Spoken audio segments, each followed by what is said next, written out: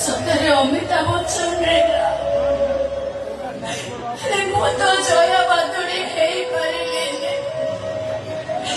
ଗୋଟେ କଥା ମନେ ରଖିଥିବ ରାମ, ତୁ ଏ ଦୁନିଆକୁ ଯେମିତି ଭାବୁଛୁ ଏ ଦୁନିଆଟା ଆତ୍ମ ସେମିତି ନୁହଁ।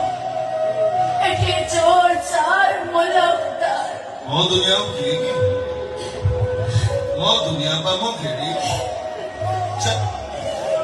ଘରକୁ ଯିବା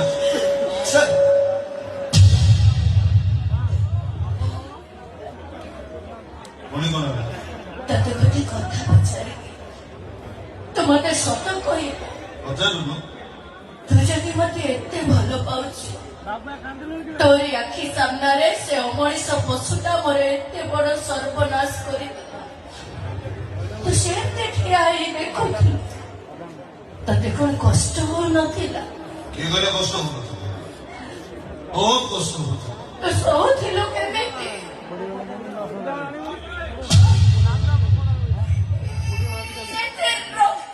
ମୋ ରାଣୀ ଆଖିରୁ ଲୁହ ବାହାରିଛି ଯେତେବେଳେ